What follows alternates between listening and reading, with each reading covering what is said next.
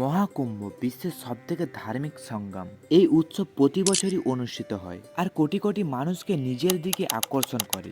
2025 এই বছরটা অত্যন্ত ভাগ্যবান, কারণ এই বছর এই মহাকুম্ভ মেলা অনুষ্ঠিত হয়েছে। তো চলুন জেনে নিই এই মহাকুম্ভ মেলা অনুষ্ঠিত হওয়ার পেছনের কারণ কি। তার আগে ভিডিওটা লাস্ট পর্যন্ত অবশ্যই দেখবেন, আর ভিডিওটা ভালো লাগলে ভিডিওতে একটি অবশ্যই লাইক করবেন।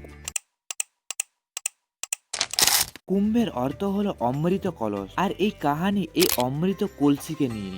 পৌরাণিক কথা অনুযায়ী মহর্ষি দুর্বাসার অভিশাপের কারণে দেবতাদের দিব্য শক্তি হারিয়ে যায়। তখন ভগবান বিষ্ণু সমুদ্র মন্থন করতে বলে। এই সমুদ্র মন্থন চলাকালীন অমৃতে ভরা একটি কুম্ভ মানে কলসি বের হয়, আর এই কলসি দেবতাদের দেওয়া হলে তখন অসুররা প্রচন্ড রেগে যান। তখন দেবতা ও অসুরদের মধ্যে যুদ্ধ শুরু হয়, আর যুদ্ধ থামানোর জন্য ভগবান বিষ্ণু গরুর দেবকে ওই কলসি দিয়ে দেয়। তখন ওই কলসি নিয়ে উড়ে যাওয়ার সময় ওই কলসি থেকে কিছু ফোঁটা অমৃত মাটিতে পড়ে, এবং সেই জায়গায় প্রয়াগরাজ, হরিদ্বার, উজ্জৈন এবং নাসিকি সৃষ্টি।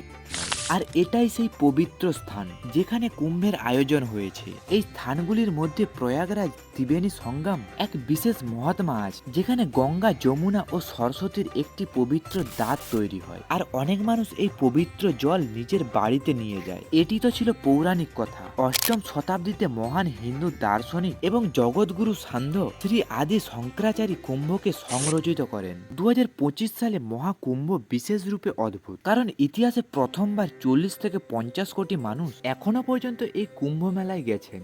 আপনি যদি এই কুম্ভ মেলায় যেয়ে থাকেন তাহলে কমেন্টে জানাতে ভুলবেন না। আর ভিডিওটা যদি ভালো লাগে তাহলে ভিডিওতে একটি লাইক করে চ্যানেলটিকে অবশ্যই সাবস্ক্রাইব করবেন।